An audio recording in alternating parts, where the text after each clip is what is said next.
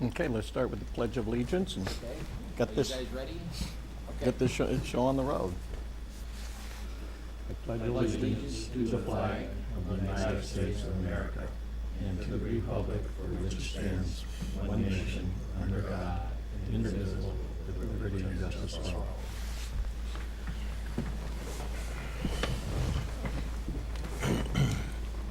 Roll call, please.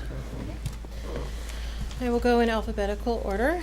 Mr. Jack W. Balch, Present. Mr. Kevin Hahn, Here. Mr. Al Weza, Present.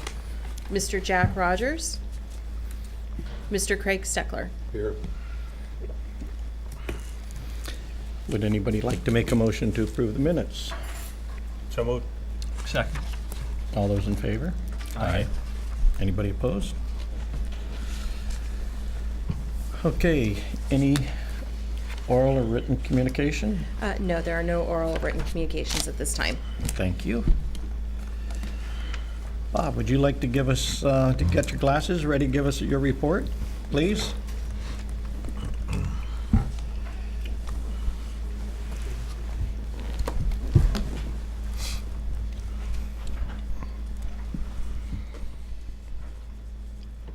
I wait until he's up and talking, that way I can eat, nobody will see me on television.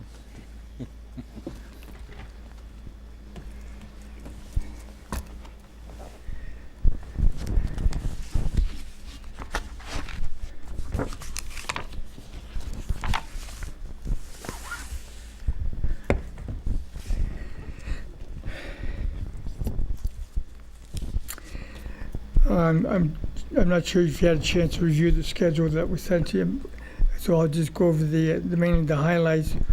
We're still tracking to have our staff in stock in June. Right now, as of the date in end of February, we're still on track to be there on June 11th. We're within a few days of that currently right now, so we're still ready for staff in stock.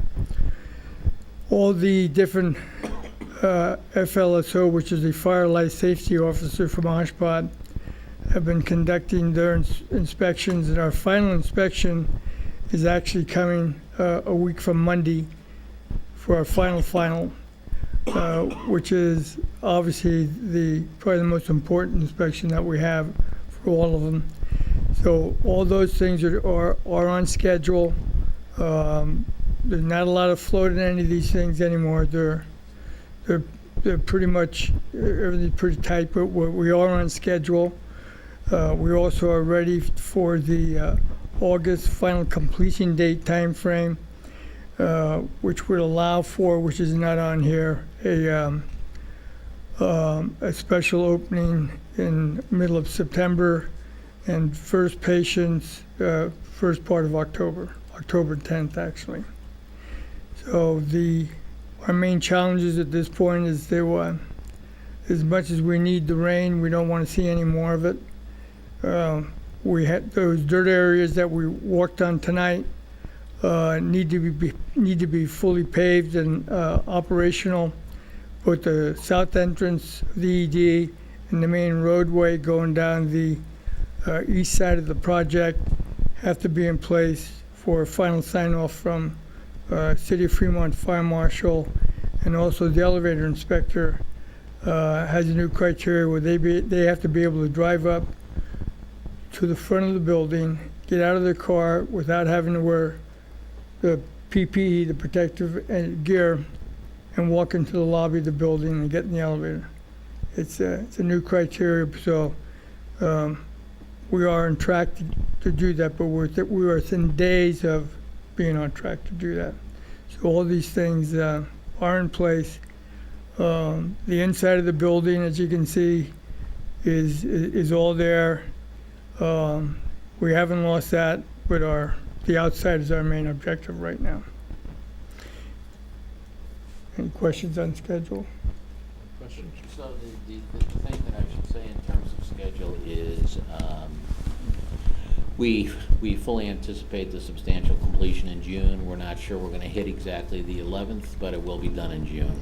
And that will start our, what we call staff in stock, where we'll start bringing supplies in and start training our staff in how to use different parts of the building and getting processes in place and things like that. So that's one issue. The other thing that happened since the last meeting was that we had a temporary kitchen that was right in the place of the connecting canopy for the first floor. We had a major project that went on in our kitchen, which was replacement of all the underground piping. That was finally completed. That ran a little bit later. We wanted to be out of there in January, and we just got out of there about a month ago. So the kitchens were actually just removed about 2 weeks ago. So they just started work on that connecting canopy and corridor 2 weeks ago. So that's another one that will not be done by the staff in stock, but they'll be working on that right up until probably the open house that we have. And the other date is September the 13th. That is when we plan to have the open house, which of course all of you will be invited to. And we'll have, it's before we move in and take over the building, but we would have a little bit of a celebration out front, and then tours, unveiling of the statue, things like that. So we'll, of course, love to see all of you come to that. And that's our date right now, is September the 13th. Saturday? No, I believe it's a Wednesday, but if we could check on that, I don't have that right now in front of me. It was more the middle of the week than the Saturday. They're also talking about something perhaps for the general community on a Saturday following that. Okay, that's Yeah. what makes sense. Correct me if I'm wrong, though, these minor delays and stuff is outside, so as far as commissioning the hospital and stuff, it really has very little effect on that. That's correct. We've looked at this project for quite a period of time now, as the tower of the building has been the main thing that we need to get occupants for staff and stock, and whatever surrounding site work that had to be completed to satisfy the different authorities having jurisdiction will all be in place. Then there's another group of items that we will get finished between that time period before final sign-off by OSHPD for licensing. So there's been a deliberate different targets that we've been trying to maintain. But you're right, it's in. Thank you. So, go ahead. No, because the critical timeline is the OSHPD approval process. Is that so? Yes. And Yes. that starts today, tomorrow. Oh, that's what that's in place right now. There's different ongoing sign-offs by the different agencies within OSHPD. The inspectors of record have to sign off. Then they have the district structural engineer. They got an area compliance officer. It goes on and on of the different layers that have to sign off. We're all on track with all of them. And so by the middle of May, that's substantially completed. End And of then- May. End of May. Okay, and then you know by then whether any additional corrections work has to be done. Yeah, we would know that on an ongoing basis, but They don't wait until the end to tell Yeah. you that. Yeah. Okay. Okay. And so, how long has that been going on now? Oh, gosh. It's been going on, well, we've had inspectors on site every day of the project, and now we have a OSHPD inspector that comes from the state every week. But the finals though, Yeah. the Well- championship game.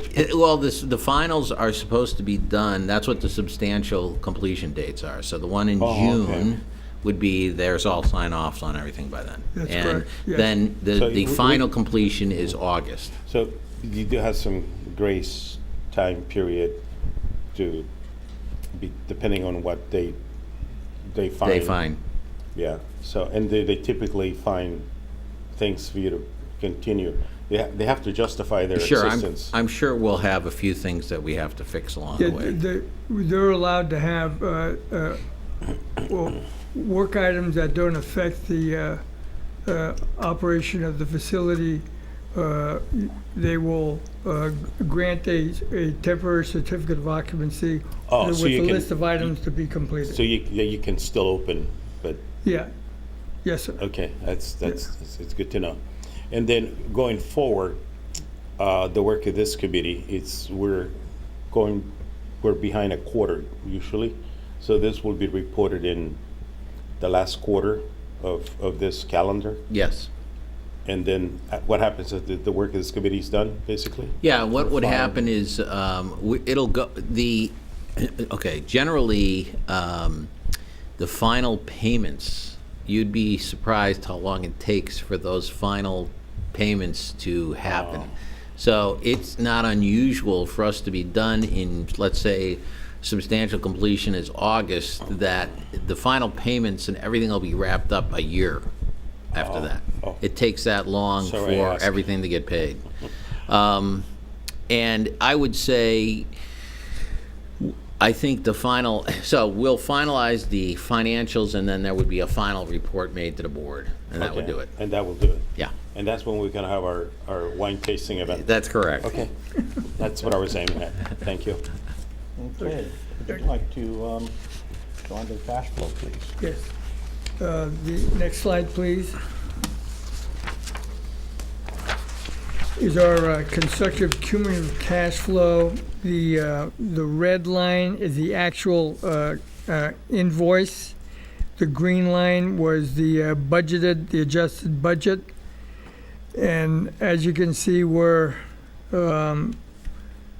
gaining on it, and we'll be catching it very shortly. Of course, we're 3 months later than this forecast, so we're hugging, even with this forecast here, we're above 90%. And so the money is right up there with the work that's being, with the pay applications.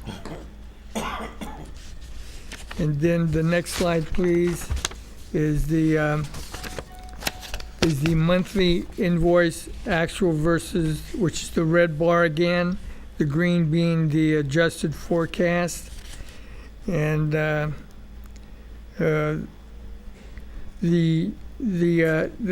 spike you see there a little bit in February was some early half retention releases for structural steel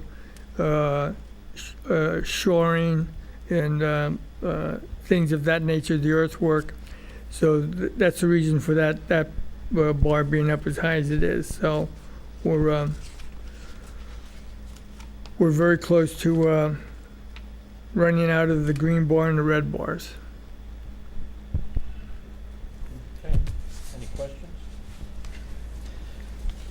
Ray, would you like to,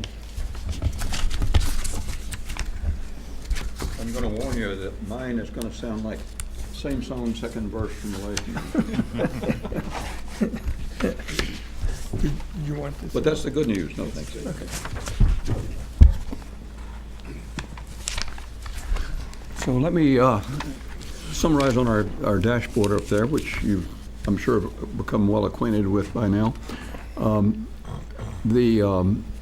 The earnings, the contractor's earnings are 92% of contract, and their contract includes the change orders approved to date versus 91% elapsed time on the schedule. So that the gap between the two that we saw was 8 or 10 points a few months back is now narrowing down, as we expected it would, because they've got to end up at the same point at the end of the job, and we're getting very close to completion, so they will converge. Looking very quickly at the amounts, the contractor's contract, RNS's contract is $237 million. We've approved change orders of 7.2, brings it to 244. Current contract, they've earned 225 of that, which is the 92%, and there's still 18 million to go to earn. Down in the lower right corner there, you see the summary of change orders and the amounts, their percent of the earned contract at this point, and they've requested 13 million, of which there is approved 7 million, and that means there's pending 6.3 million.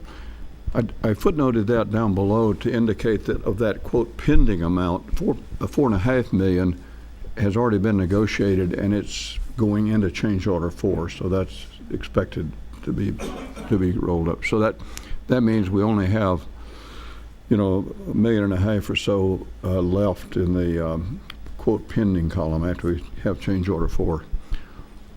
So we seem to be in very good shape with change orders, both approved and pending.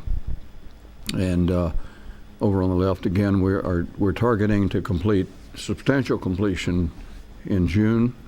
That means the building is ready for its intended purpose. There's a punch list that OSHPD will agree to or add to that the contractor must finish up to get final completion. But that allows us to go in and begin the staff and stock and get ready for the next group to come in and begin training to get a license and start up the building. So we're seem to be in very good shape. As we reported before, the quality of work, as you saw out there tonight, is very good. Almost all the inspections are being passed on the first time through. The safety has been excellent, very, very good safety record on the job, and we are heading towards completion on schedule. So that's my report. Can I say I really appreciate the change order information changes where requested equals approved plus pending. That's a good improvement, so appreciate that. Any other comments or questions? Thank you. Okay. Dan, you're up. All right, so let's take a look at the project funding. For this period ended February 28th, we had expended about $15.9 million. The lion's share of that coming in construction, as you would expect, bringing us to total expenditures of about $293.3 million.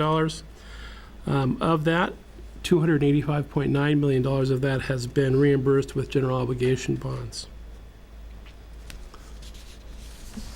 All right, moving on to the project cost of completion. Again, our $293.3 million of total expenditures through February. Estimated to complete at this point is $54 million, with an estimated cost of completion of $347 million, bringing us in about $6.2 million at the end of February under budget.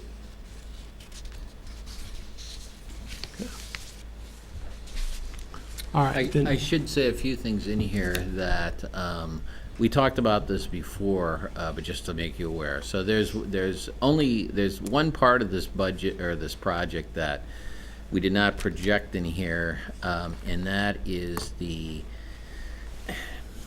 there's a back parking lot for this, and I think we might have talked about it before, that was originally in this project, and then we took it out of the project because the board is considering another building.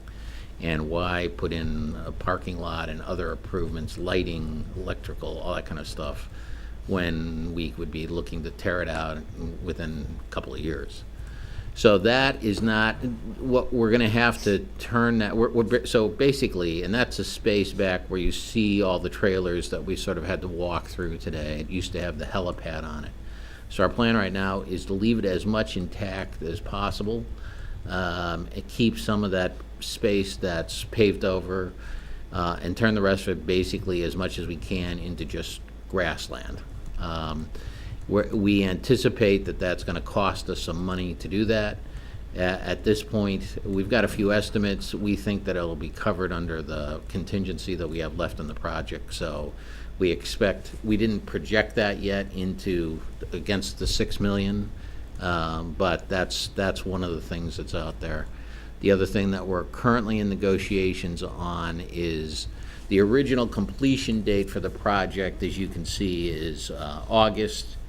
And there's a number of small sections of this project that are going to go on later. We've talked about the connections. We've talked about the connection on the first floor, just pulling the kitchens out. They'll be working on that through probably the entire month of September.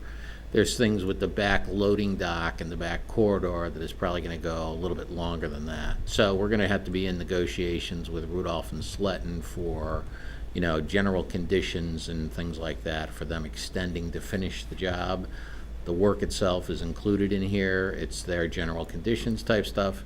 We don't anticipate that being it'll be material from the point of view of it's not going to be a couple $10,000, but we certainly can also, we're going to be well within what we have here in our contingency. So those are the two things in the future that we have not projected because we're still working through those. But we anticipate them being well under even a third of this contingency that's left. So that's where we're at, and that's the only thing we can anticipate. The other thing I need to talk about just for a minute is if you looked at your previous financials, our contingency projected under this slide for estimate to the completion was down to $2 million, and now it's back up to $6 million. And what we found was when